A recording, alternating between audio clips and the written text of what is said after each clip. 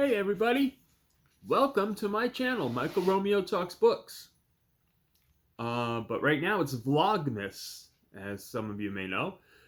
And instead of talking books, I'm reading books out loud to you guys for the season of Christmas. Vlogmas, if you aren't aware of it, is something that is across YouTube, and creators in every genre just commit to doing content every day from December 1st to December 25th in celebration of the holiday season. And in my case, I am reading pieces of literature and such that are related to the season. And today, I need to have a caveat. I've got a bit of a virus and I'm a bit under the weather, but Vlogmas must go on. So I'm going to do my best to read the two pieces that I have for you today, and hopefully they will be acceptable. And today I am doing two pieces because I'm doing both sides of a story. And the story is about good King Wenceslas. First, I'm going to do the carol that most everybody knows, Good King Wenceslas. I was going to sing it, but due to the virus, I think I will just recite it, because otherwise I will mangle it drastically, more than I would if I didn't have the virus. So, I'm going to do that, and then following that, I am going to do the other side of the story. Because every story has more than one side, and it's no surprise that somebody tracked down the other side of the story from the page's point of view. And here we go, starting off with the classic carol, Good King Wenceslas, and my book is upside down. Told you I have a virus. Okay, so here we go. Good King Wenceslas looked out on the feast of Stephen, when the snow lay round about, deep and crisp and even. Brightly shone the moon that night, though the frost was cruel, when a poor man came in sight, gathering winter fuel. Hither, page, and stand by me, if you know it telling, yonder peasant, who is he, where and what his dwelling? Sire, he lives a good league hence, underneath the mountain, right against the forest fence by St. Agnes's fountain. Bring me food and bring me wine, bring me pine logs hither. You and I will see him dine when we bear them thither. Page and monarch, forth they went together, through the cold wind's wild lament and the bitter weather. Sire, the night is darker now, and the wind blows stronger. Fails my heart, I know not how, I can go no longer.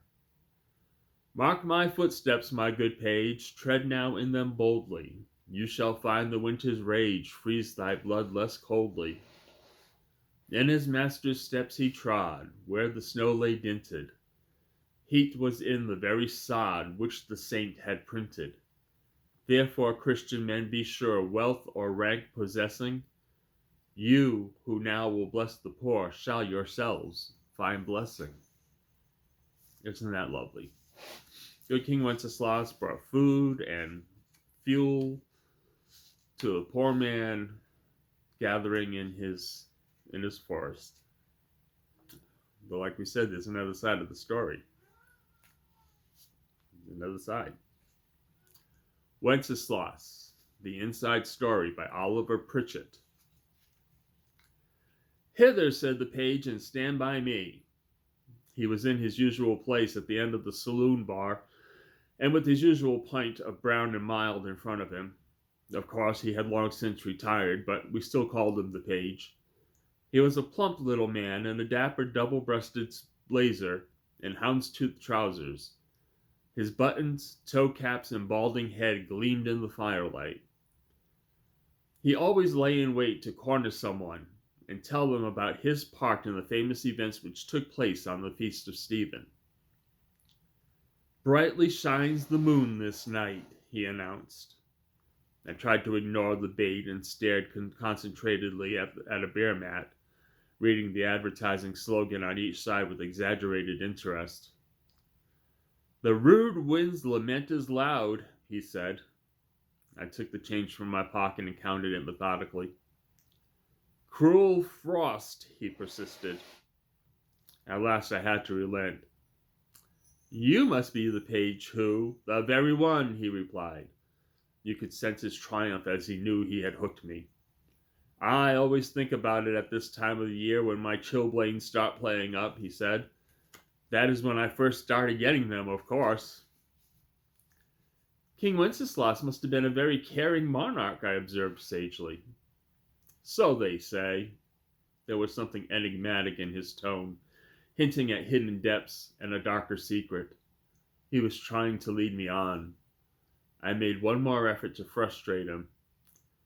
"Not many people in here tonight," I said. "Must be the bitter weather." The page was not going to be put off as easily as that. He squared his shoulders, raised his glass to his lips, and put it down on the bar in a portentous way. "I have always thought there was something fishy about yonder peasant," he said.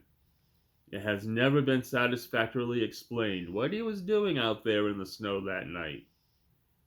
"He was gathering the winter's fuel," I replied. "That is the official version," said the page. "That is what they would have us believe.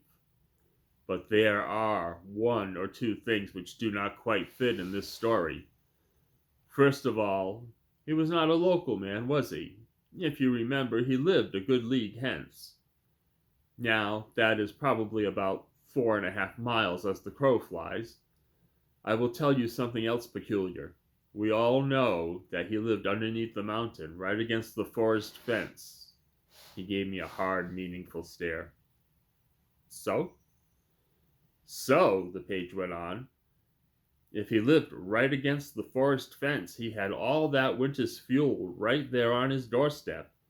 And if that was not enough, he could always chop up the fence. So the question arises, why did he take it into his head to trek 4.5 miles through the snow to gather his fuel?" "I never thought of that," I confessed. "Bit of a mystery, isn't it? So there was this peasant in full view of the castle," he went on. "I spotted him first, as a matter of fact. I knew there would be trouble, and I was just praying that King Wenceslas would not look out. I dropped a plate to distract his attention. I even told a couple of jokes. He was never much of a one for jokes. Then he happened to turn and spotted him, and he started asking all those questions. Where and what is dwelling and all that. King Wenceslas always showed an interest in the welfare of his people and in their housing conditions," I said. "Strictly speaking, the peasant was trespassing, of course," said the page. "He could have been prosecuted." "Good old Wenceslas was not that type," I said. "At the time, I thought it could have been a trap. Yonder peasant could have been a terrorist from the South Bohemian Liberation Front, trying to lure him outside into an ambush." I bought the page another round of brown and mild. "Cheers, sire," he said. Then he continued with his story. "Actually, I think he was just a scrounger, and he knew King Wenceslas was a soft touch." "I'm sure he was needy," I said. "You have to remember that there was a high unemployment rate in Bohemia at that time." "I have always maintained," said the page, "that you do not solve social problems by throwing flesh and wine and pine logs at them." Anxious to avoid a political argument, I changed the subject. "You obviously had a hard time personally getting across the fields to reach the peasant," I said. "Well, I was only a lad at the time. I was pretty exhausted already from bringing things hither for King Wenceslas, and, the snow was not all that crisp and even. You sank into it nearly up to your knees. It was all right for Wenceslas. He was wearing nice, cozy, hand-stitched doeskin boots. but all I had was a bit of sacking wrapped around my feet. But he did let you step in his footprints, I pointed out, where the snow lay dinted. The page sighed. Everyone goes on about that, he said. What nobody seems to realize is that even at that age, my feet were bigger than his. It wasn't much of a dint.